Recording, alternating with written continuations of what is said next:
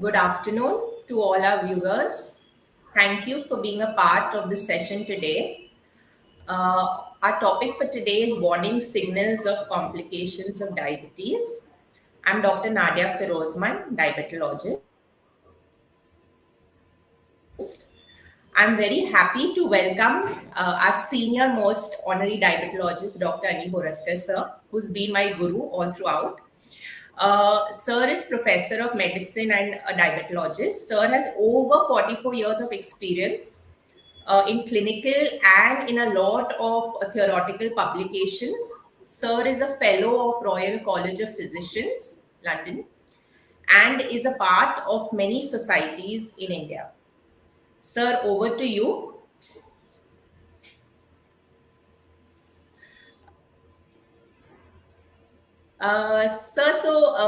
We would like to start with our session today on a little information on what are the warning signals of, all the complications that we see in our diabetics and the diabetic complications, the systems involved.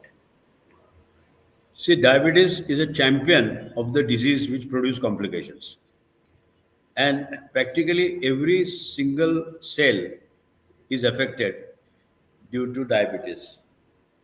Elevated blood sugar coupled with abnormality in lipids, renal functions, all give rise to multiple complications. The reason for having this session is to understand that these complications are not fatal, they are not dreaded, they don't need a very fancy investigation or treatment. If you diagnose the early warning signals of these complications and act immediately, that helps you to reduce the rate of complications and the suffering due to that. That is the reason why we have chosen this topic. Right, sir. So, off lately, we are seeing a lot of cognitive dysfunction among our patients, among our diabetics. So, can you brief us a little on the cognitive dysfunction that we are seeing nowadays? Yeah, it's very important to understand that assessment of a cognitive function of a given patient is very important. The success of the treatment depends on what is the understanding of the patient, what is his baseline IQ, what is his Right. education, how does he communicate his problems, and how does he understand when we talk about the treatment. And therefore, cognitive functions are very, very important. And in a short term interview with the patient who comes to see you in the OPD, it is sometimes not really possible to assess his intellectual level. It's wrong also, because one or two interviews, if you label that this man is average, below average, is not right. You must interact with him, and therefore counseling is a very important part of the treatment. And therefore many people ask me, doctor, why do you spend so much time with each patient, 30-35 minutes? I said to assess his exact level of understanding is very important for the success of the therapy that you have planned. Even if you discuss diet elaborately, even if you talk to him about the basics, you talk about the various actions of the drugs, actions of insulin, timing of meals, and the interaction between the meals and insulin. To get it through him, you must assess the cognitive function. Now, cognitive functions are broadly divided into five different stages.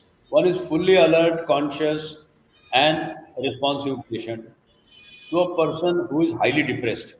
Now, please understand that almost 30% of the population in place like city like Bombay is depressed for various reasons, which may be personal, which may be political, which may be, financial. So a depressed person reacts in a different way. In fact, diabetes and depression is bi-directional disease. Depression can worsen the diabetes, and diabetes can worsen the depression. So, a depressed person, you have to treat him differently. You have to analyze his symptoms correctly and detect the subtlety. Now, see, depression leads to another condition known as denial. The 5 Ds of diabetes. First is depression. Then is denial. This report is only wrong. I don't trust this laboratory. I like to go to other laboratory. This HbA1c report is not correct. I don't have any symptoms. Right. Denial. Then comes a stage where the person talks repetitively and a loss of Right. early or late memory. Loss of memory for recent events is a significant damage. Old events are remembered more, promptly, but recent onset, the patient doesn't know. You ask him, "What did you eat in the morning?" He says, "Well, I really don't remember." And the worst is, if you ask a patient, "How much dose of insulin you have taken in the morning?" And he says that, "I don't think I have taken insulin," and that is most dangerous. If you forget to take, you forget what you have taken for your therapy, there is always a chance of overdose. You can always make a mistake of taking a second shot, that can be a disaster. And therefore, Absolutely. early memory loss and then permanent memory loss. You ask him, "What is your telephone number?" He says, "I don't know because I don't have to call myself." I say, "What is your wife's telephone number?" He says, "Well, that's disaster. You forget your wife's telephone number. What is your wedding anniversary?" He says, "I don't remember. Was it January?" That is still worse. Now, the point is, forgetting the important events is a very important cognitive dysfunction, which can lead to dementia. A lot of people Right. call Alzheimer's disease. Alzheimer may sound very dignified or a very sophisticated term, but in Indian language you call it Khulsat, Yalla, Yedpat. But remember one thing, Alzheimer's disease is also called as type 3 diabetes. Alzheimer's disease is a pre-senile dementia. You cannot say that a 70-year-old man has got Alzheimer's disease because that is a senile dementia. Alzheimer's disease affects at the age of 35, 40, and that is a disaster. And that is because of the brain chemistry has become distorted. Either it's too much of fuel, too much of glucose, or too little glucose frequently, and multiple chemical abnormalities that leads to Alzheimer's disease. So there are 5 Ds of diabetes in the cognitive dysfunction, and one has to really understand all these 5 Ds very, very thoroughly. And if you can diagnose early symptom of a cognitive dysfunction, you can correct it. One example is type 1 diabetes. In type 1 diabetes, the parents bring the child and they say that this fellow does not pay attention to the blackboard. He keeps on looking at the sister, the teacher. Maybe the teacher is good looking, but he spends more time in looking at the teacher than the blackboard. And he is very slow in uptake. He is very slow in the motor function. He is very slow in reciting. So memory has got three components. One is registration. His registration is poor. There is a storage and there is a recall. All the three components of type 1 diabetes are affected. The moment you put the boy on insulin, first thing the parents say that he's become more attentive, he's become more focused, and his school grades have improved. So early intervention in this subtle symptom of a inattention and memory lapses can be easily corrected if you diagnose it in the early stages. And that is about the cognitive function in type 1 diabetes. In type 2 diabetes, cognitive dysfunctions occur very subtly. Fortunately, there is a computer to help. Fortunately, mobile comes to your rescue. You write down in the memory and you don't forget many important events. You forget there is a meeting with Prime Minister and you have forgotten. That is not correct. High profile people, they have three secretaries to remind them that today this is a meeting, today you have to do this is a file which connects this data. But this help is not there with most of the people. And the best way to diagnose this and write it down. Write it down on your book or some notebook what you have to do today. Plan today's day. Today, what are the things Right. that I'm supposed to do? Write it down. So early intervention, this can delay a serious complication in memory labs. Absolutely, sir. Sir, and is there any relation between cognitive dysfunction and our HbA1c levels? Like, do we see Yeah. more of cognitive dysfunction even in our IGT patients? You asked a very pertinent question, which I already answered that the moment a patient, particularly type 1 diabetes, is put on insulin, you can see his progress card. You see his progress card last year and today's, the progress card shows improved grades. Nothing more rewarding than if you correct this. The child is happy, the parents are very happy, he is more now energetic and enthusiastic to improve his grades. He takes more efforts, then he also takes more interest in the sports. He tries to develop whole personality. And that is the significance of diagnosing this defect in type 1 diabetes. Type 2 diabetes performance improves. I've got many executives, they say after the diabetes is coming under control, I'm more energetic. I am, my interpersonal relationship with my staff, my interpersonal relation with my boss has improved. I am more energetic. I leave house with enthusiasm and I don't come home tired. Now, this is right. If you diagnose in an early stage that these problems are secondary to uncontrolled diabetes, you can prevent major complications. Right, sir. Sir, now can you enlighten us a little on cranial nerve dysfunction, sir? A little on Now, optic nerve yeah. damage? Now, this see, unfortunately, there is a paucity of time. I can talk about early warning signals of cranial nerves, and that is very important. The CNS examination of a diabetic patient has to be done by a smart diabetologist, experienced diabetologist, because there's so many subtle changes. I'll tell you one: the visual problem, vision. Number one now is optic. Now, unfortunately, many of the retinal damage occurs without symptoms. They have no symptoms, and therefore there is a periodic fundus examination of a diabetes who is for a long time. We do a dilated pupil and examine his retina. We take a photographs of retina and can see microaneurysms. Now, microaneurysm is a first stage of retinopathy. Now, these microaneurysms can be treated with laser and can be prevented from bursting into what is known as vitreous hemorrhages or vitreous maculopathy. So, again, this is not symptomatic, and therefore you have to look for it. And therefore, every Right. diabetic who comes every 3 months, we insist on a detailed analysis by an expert ophthalmologist after full dilatation of his eyes and take the photographs.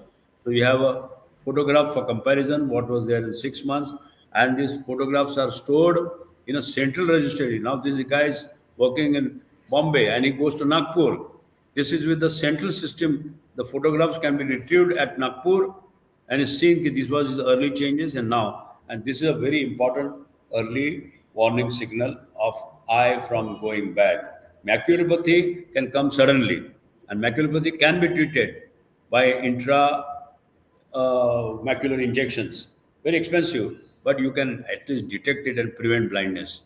If you can prevent blindness in a diabetic, it's a great reward. I will not spend much time because there's a lot. One session I can take on only optic nerve. Then comes the second nerve, most important, third, fourth, and sixth, are known as oculomotor nerves. The oculomotor nerves are very important, and the affection in diabetes is very common. Very common is the third nerve. Third nerve, like the word describes oculomotor, it moves the eyeball either laterally or medially, up or down, and it can be a very early warning signal. There is something known as ptosis. What is ptosis? Your eye does not open fully, partial closure of eye, or one eye which is slightly half shuttered down. Now, this is an early cranial nerve palsy. We call them all lower motor neuron nerve palsies. Now, a lower motor neuron is the nerve which comes from the base of the skull, which gets affected, and the commonest nerve to get affected, third, fourth, and sixth. Sixth now is abducent, which takes the eye away from. And typically the patient complains of diplopia. Now remember, diplopia due to third nerve palsy is for near vision. When something is looking at near thing, he says, I'm seeing double. While the sixth now, he gets double vision when he looks far. So this is a very subtle change. It tells you because the treatment of the lower motor neuron palsy is possible. There is a physiotherapy, there is stimulation, but you have to diagnose it early till it becomes a complete paralysis. Then the fifth nerve, which is a sensory system, you have to do it what is known as corneal reflex. You have to see whether the sensation on the side of the leg face is affected, or he has a difficulty in chewing, mastication. Then comes the very notorious nerve known as seventh nerve, lower motor neuron. Normally, what is known as Bell's palsy, where there is a pain at the back of the ear, sternocleidomastoid, sternal orifice. The seventh nerve outlet obstruction. This is a classical Bell's palsy.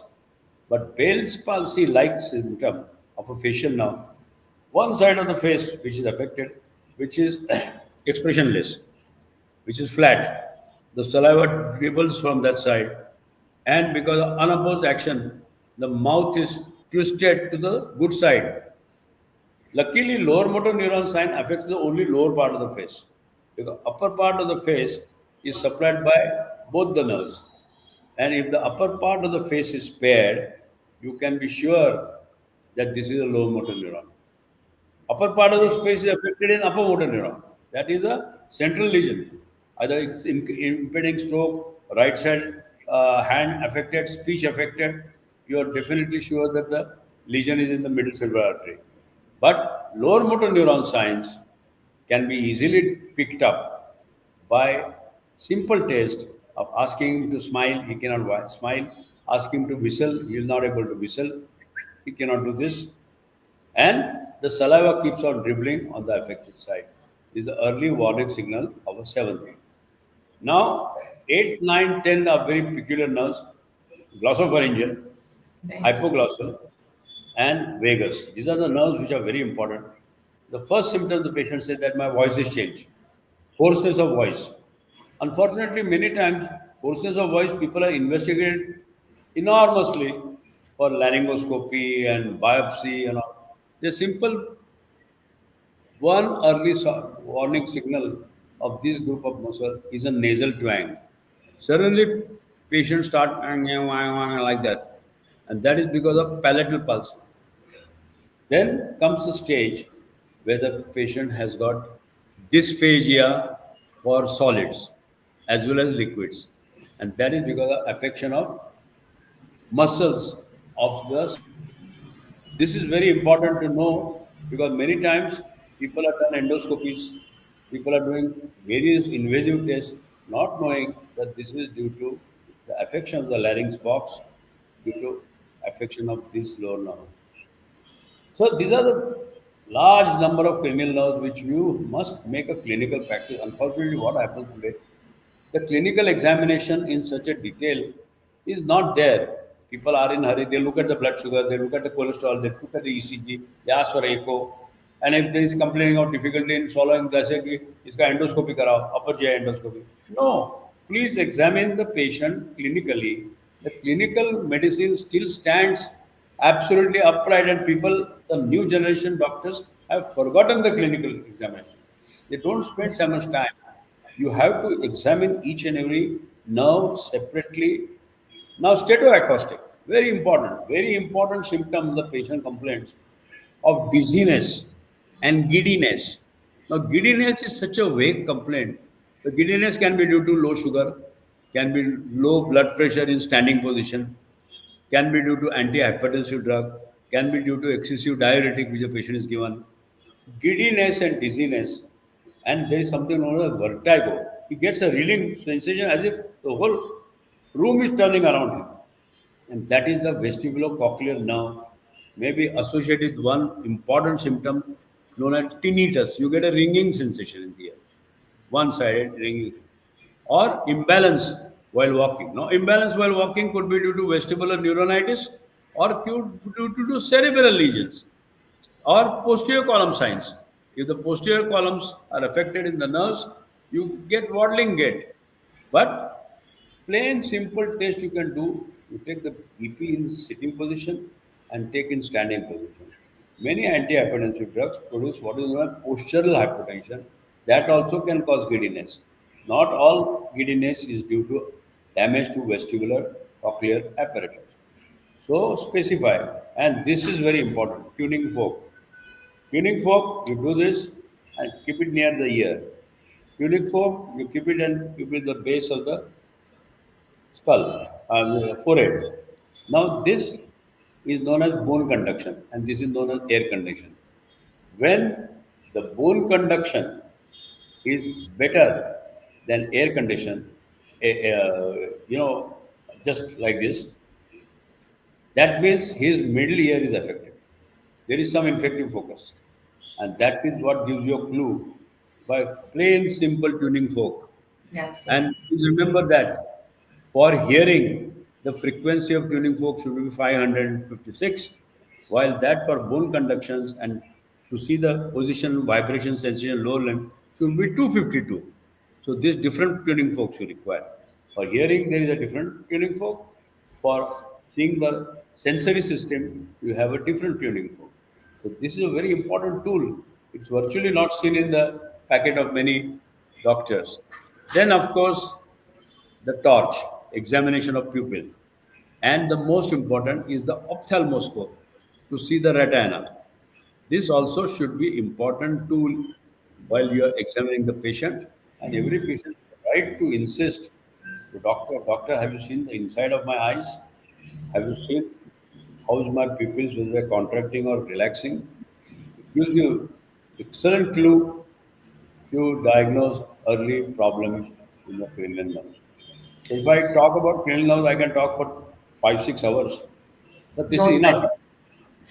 So, what So about peripheral neuropathy, sir? Any early signs that we can catch of peripheral neuropathy? that's right. Now peripheral neuropathy as a part and parcel of neuropathy.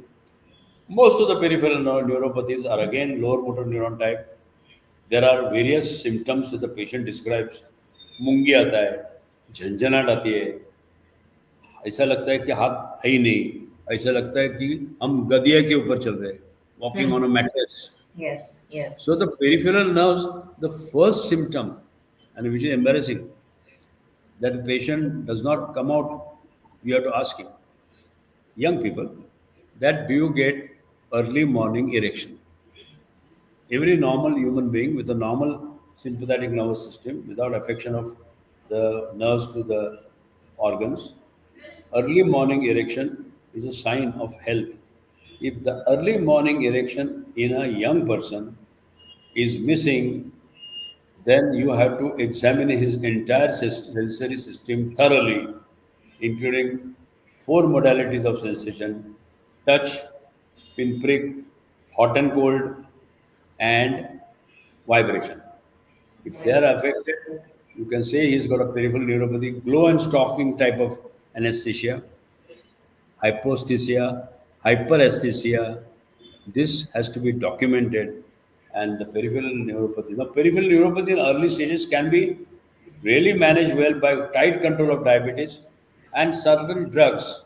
Proximal muscle weakness could be secondary to vitamin D deficiency. There's a massive vitamin D deficiency in diabetics.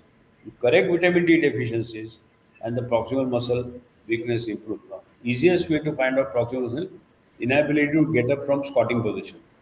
Most of the people use commode toilets. Now, formerly they use desi toilets. They could not get up. And that is the proximal muscle weakness. If that is there, you have to find out vitamin D levels and Hmm. correct it or give proximal muscle strengthening exercises. So these are Okay, the very interesting and very important subtle signs of a neuropathy and a myopathy. right. So, and atypical presentations of heart diseases in our diabetics. Now it is very interesting that unfortunately many of my patients who could have been easily intervened early by either a angioplasty or a coronary artery bypass graft. I've been treated by gastroenterologists for what is symptom of गले में कुछ तो आता है, गले में कुछ ऐसा uneasy लगता है. They are given tons of antacids. They are given H2 antagonist. But one single ECG. Now remember, ECG can diagnose heart disease only 15%. Stress test can diagnose arterial heart disease by about 45, 50%. Then comes the angiography. If you talk about almost 85%, even angiography normal, the heart. Echocardiography will tell us the regional wall abnormality. But a person with a diabetes should be thoroughly investigated. I'm not saying that they should be subjected to angiography, but non-invasive testing are multiple, safe, cost-effective. They should be routinely done every 6 months at least. Echo, ECG, stress test. If that is negative, you can say that this is a GI tract symptom. Don't label a person with acidity, retrosternal discomfort due to acid regurg, hiatus hernia. They can also coexist. I'm not saying it is very difficult to say them isolated. But there is something known as silent heart attack. What is silent heart attack? Patient has got no cardiac symptom, no chest pain, no angina, no uncomfortable, no difficulty in walking, staircase, and you take his ECG, and the ECG shows this man has had inferior wall infarction 6 months back. T wave changes, HTG segmented, silent myocardial infarction, and many times the presentation of silent infarction can be sudden death. Right. It runs in families, and you can't take a detailed family history that did your father have cardiac disease, your mother had cardiac disease, because sometimes that may be absent. No chest pain does not rule out heart disease. Remember that. Keep that in mind. And subject any young diabetic on a long-term sulfonylurea therapy. At least one ECG echo should be a routine to diagnose early warning signals of the heart. Thank you, sir. So, and lastly, I would like to ask you any gastrointestinal symptoms that we see in our diabetics commonly? Of GI symptoms and GI related therapy is $1.5 million. Many people are prescribed antacids like Mukwas. All funny names, and they're so catchy that many places they don't need prescription also for that. Liquid antacids, ranitidine, cimetidine, famotidine, they are routinely consumed, thinking that this is gastritis. Upper GI symptoms and the lower GI symptoms. Now, please remember, in our country, people are extremely bowel conscious. Their day does not become well unless they evacuate properly. Now, many times, certain colonic disorders could be due to wrong food habits. We eat all kind of rubbish, bel puri, pani puri, ragada patties, all gas-producing organisms, and then you normally pass 3, 4 times motions. You are never satisfied with that. But this could be a early warning signal of three common things: amoebic colitis, bacterial dysentery, and the third is carcinoma of colon. Remember one Right. thing: CA colon is quite common, and you need a lower GI endoscopy, either a colonoscopy or a proctorectoscopy. But it is not routinely prescribed. But please analyze the symptom. Frequency of bowels could be a eating habit. Frequency of it could be habitual from childhood. Childhood, the bowels are trained to pass stool 3, 4 times, not completely at once go. So bowel habits are created in childhood and they are followed up to the adolescent age. But they need to be evaluated and certified that there is nothing sinister. Ulcer, piles, all those conditions should be seen than to treat blindly. That is what I would like to tell you about the GI symptoms. Thank you so much, sir. I'm sure all our viewers must have really been enlightened with all the knowledge you've passed to us today. Thank you, sir, for all of Thank this. you very much.